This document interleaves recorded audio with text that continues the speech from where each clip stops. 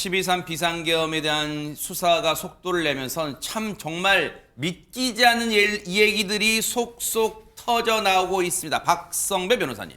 민간인 신분으로 비상계엄을 기획 실행한 혐의를 받는 노상원 전 정보사령관 이미 구속된 상태인데 네. 노 전 사령관이 머물던 자택을 찾아가 봤더니 점집이라는 소식 언론 보도를 통해 전해지고 있습니다. 그렇죠. 집 현관문 앞에는 제사상에 쓰이는 말린 푸거가 입에 돈을 문 채 쌓여 이렇게 돼 있어, 있고, 이렇게? 예, 그렇습니다. 와. 제사상에 오르는 잡채와 빨간색 국이 담긴 냄비가 놓여 있다고 합니다. 노 전 사령관은 아기보살로 불리는 여성 무속인과 함께 동업해왔고 노 전 사령관 역시 주민들로부터 보살로 불렸다는 증언도 나오고 있습니다. 중요한 대목은 지난 15일 경찰이 이곳을 압수수색하면서 노 전 사령관의 자필 수첩과 휴대전화 등을 확보했는데 향후 이 사태 전반의 핵심 증거로 사용될 가능성이 거론되고 있습니다. 아니 근데 자필 수첩이라면요, 박성배 변호사님 뭐 일기장을 얘기하는 거니까 자필 수첩이라는 게 뭐 거기서 뭘 저기 담겨 있을까요, 그러면? 경찰이 오늘 비공개 브리핑을 통해서 노상원 전 사령관의 수첩 내용 일부를 공개했습니다. 무엇보다 적시된 단어로 우선 국회 봉쇄라는 표현이 있었습니다. 이에 따라 정치인, 언론인, 종교인, 노조, 판사, 공무원 등을 수거 대상으로 적시해뒀다고 합니다. 또 이들에 대한 수용 및 처리 방법에 대한 언급도 있었다고 합니다. 일부 구체적인 이름도 적시돼 있다고 하는데 특히 NLL, 즉 북방 한계선에서 북의 공격을 유도라는 표현도 있었다고 합니다. 다만 경찰은 이 수첩엔 계엄 관련 내용만 있을 뿐 역술 관련 내용은 없었다고 덧붙였습니다. 지금 보세요. 저 수첩에 노상원이라는 사람이 진짜 손글씨로 적은 수첩 내용이라는 거죠. 그 내용 다시 한번 보여주세요. 진짜 일단 내용만 놓고 보면 기가 막혀요. 국회 봉쇄라는 단어가 적혀 있어요. 언론인과 정치인들의 특정 이름이 적혀 있고 수거 대상이란 딱지를 붙였대요. 저 명단에 대해서. 수용 및 처리 방법, 그리고 북방 한계선에서 북의 공격을 유도한. 물론 최재명 교수님, 네. 실제 이행이 됐는지 여부는 나중에 이제 수사 과정에서 또 따져봐야겠지만 일단 저런 무시무시한 표현들을 수첩에 적었다는 게 정말 진짜 분노할 표현 지점 같아요. 그렇죠. 네. 계엄이 얼마나 무섭게 이루어졌는지를 보여주는 거고요. 얼마나 치밀하게 이 사람들이 준비를 했냐를 보여주는 증거라고 생각해요. 국회 봉쇄는 뭐 아시는 것처럼 국회가 그때 해제 결의안 통과시키려고 했을 때 막 들어가고 이랬잖아요. 네. 그건 봤고요. 또 하나 사람을 대상으로 수거라는 말 씁니다. 수거. 어떻게 수거라는 말을 쓸 수 있어요?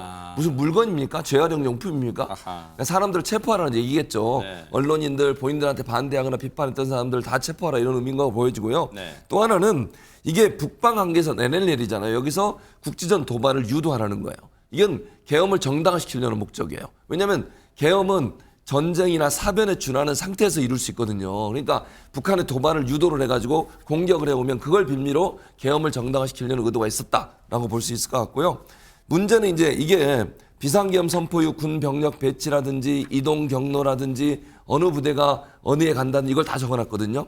이게 수사를 해서 네. 계엄이 어떤 방식으로 이루어졌고 계엄 이후에 어떤 부대들이 실제로 동원돼서 어디를 차단하려고 했는지 세세하게 밝힐 수 있는 중요한 증거가 될 거라고 생각합니다.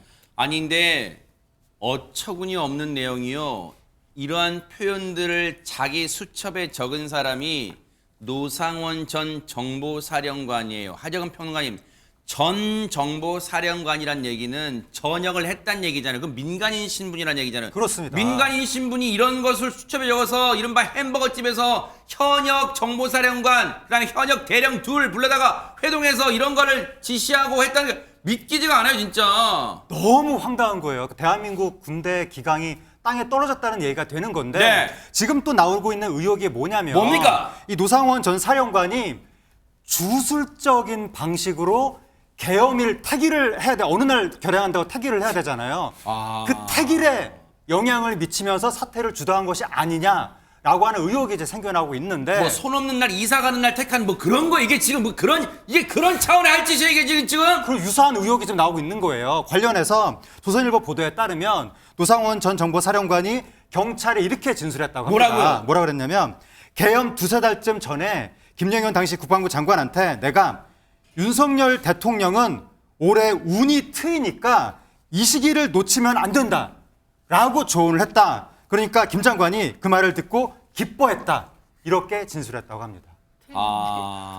참 진짜 기가 찹니다. 그런데 물론 지금 이제 경찰 진술에서 조사에서 이렇게 진술했다고 언론 보도로 알려진 거 아직 경찰이 공식 수사 브리핑을 한 건 아니지만 계속해서 어떤 취재를 통해서 조금씩 흘러나오고 있는 그런 모양새 같아요. 그런데 어쨌든 이 얘기를 듣고 시청자분들 진짜 기가 차실 것 같아요. 최재범 교수님. 그러니까요. 아니 더욱 황당한 건 이 노상원 전 사령관이라는 사람이 이렇게 얘기했다는 겁니다.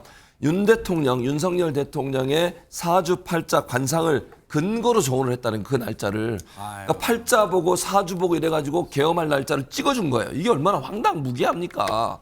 아니 전 국민을 위험에 빠뜨리는 그런 행동을 하는데 점술인인지 뭐 무속인지 모르겠습니다만 저 사람이 관상을 보니까 팔자를 보니까 이 날이 좋아 라고 하니까 그 날을 찍었다는 거 아니에요. 네. 잘못 찍었네요. 잘못 찍었죠. 근데 더 웃기는 건 이 사람이요. 이 근본적으로 이 무술이나 이런 무속이나 이런 부분에 좀 많이 심취해 있는 것 같아요. 수사받는 경찰관한테 이렇게 질문합니다.